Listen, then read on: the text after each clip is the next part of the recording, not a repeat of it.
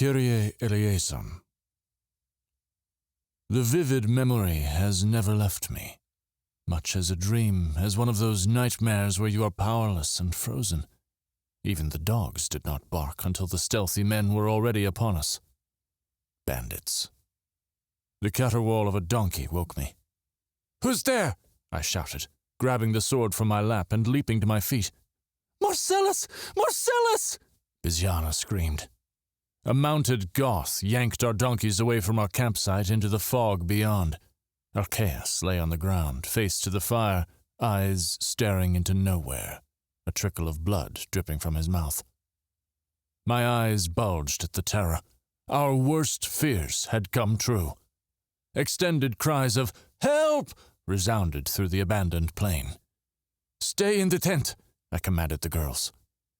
I darted toward the receding sound of the frightened donkeys. Two of the bandits galloped circles around the camp, laughing mockery at the chaos. Fury rose in me, fueling my speed and raising my blade. A man lay dead, children were terrified, and they lightheartedly robbed us helpless. Captain barked angrily rat-a-tat next to me. Sarabi roared ahead toward the bearded men. One robber hoisted our unpacked bundles onto his horse. I swung my sword at him. Our struggle brought yet another ruffian to the fray. My father's fighting lessons resurrected in my memory, my body working in unexpected synchrony. I fought both men at the same time. Strike, step, guard, strike, backhand. The patterns that had once tired and frustrated my young body now proved their worth. Blade and hilt and fist, a trio of energy, I struck a man down, impaling his thigh. The other's knuckles met my face, and the first man's knife my side. Falling down in pain, I rolled under the horse and cut the binding ropes before they rode off.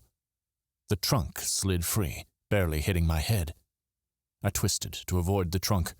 My rolling legs knocked my opponent over, and I followed up, whipping a furious strike of my blade along his shins. He howled in pain. Natalia screamed. Protecting the girls in the tent, Justin swung his short sword at the mocking men. Tall Katerina behind him gripped Natalia. "Sister!" Natalia cried, reaching for some reason toward the fog. I twisted in place to see Biziana over the shoulder of a barbarian. She struggled and cried to free herself from her predator. I leaped up again. With a roaring dash between the two bandits, I sliced the arm of one and the side of another. They hastened to take our unprotected packs, but I flew after Biziana. The bearded barbarian held her tightly in front of him, urging his mount out of our campsite. "No!" My scream reverberated through the trees. Sarabi bellowed and nipped at the heels of the animal. How I leaped high enough to knock the rider off his horse, I do not know. I only remember being on top of both malodorous men and Biziana. My sword had fallen out of reach, so I fought fist to face, fist to face. She crawled away toward the others, towards the firelight. Captain's staccato barking drew my attention. Amidst some haphazard bundles and the trunk, he bared his teeth and lunged at any who approached. The mounted bandit called out in a foreign tongue, and he rode off. Swiveling my attention onto the girls cost me my opponent. The man under assault escaped, leaving behind a rotten onion odor. He jumped on his steed as well and took tail. Sarabi howled after them. Katerina's cries filled the dark night sky, moaning with grief. I ran to the girls. "Did they hurt you?" I asked Katerina. Urgent gibberish spouted from her lips, and she reached earnestly toward the bandits. I grabbed Biziana by the shoulders. "Are you hurt?" She shook her head, but her eyes spoke a terror. Her body was limp, and she could not speak. Their panic was contagious. "What is it?" I shook her. "What's wrong?" I followed her stare. To my horror, I realized the staggering tragedy. The fleeing horseman had Justin. Echoing hoofbeats faded out into the gloom. I was dumbstruck. I threw my fingers through my frazzled hair. We had no way to catch them, no way to fix this nightmare. Frogs croaking in the dark reminded us of the world, asleep to our sorrow. We faced this blackness alone. Terror paralyzed us. I tried to inhale a plan, breathing in and out, clawing my head for any idea whatsoever. But then, like a soft, caressing breeze, my aunt's words from long ago floated to mind. When life knocks you down, you have only two choices. I heard Lady Sophia, Daniel, and Joseph all demand an answer. Down or up, Marcellus? There was no choice to be made. I would not stay down.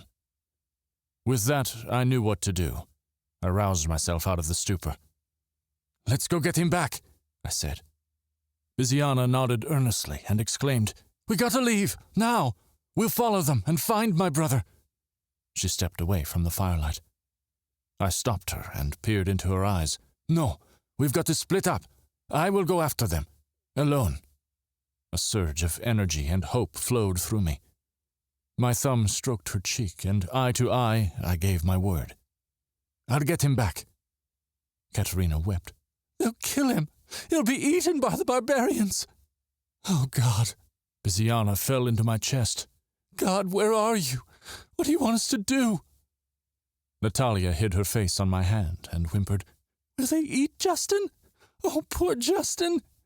Yes, or torture him, Katerina sobbed, throwing herself onto Natalia. They're not cannibals, I said, breathing in the scent of Biziana's hair. They wanted him alive. They'd have killed him otherwise.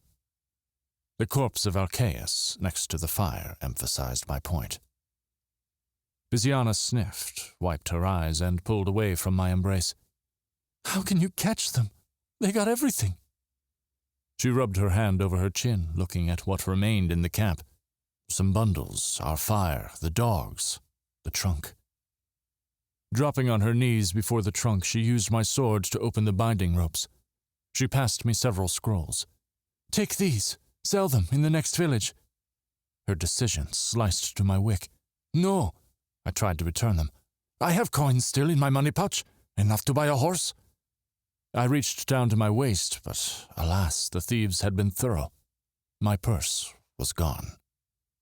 These are all we have left of value, Marcellus.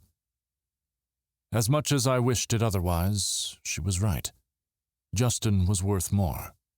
In the darkness, I could not see which scriptures she had given. Okay, here's the plan. I pointed to a distant watchtower light glowing in the fog. I'll get a mount at that town. It's Tiana, I think. You girls find an inn there and wait for me. I doubt those riders went far. They can't expect us to follow them, so surprise is in my favor. The girls huddled against me. I patted their backs. Look, I'll rescue him, and I'll be back.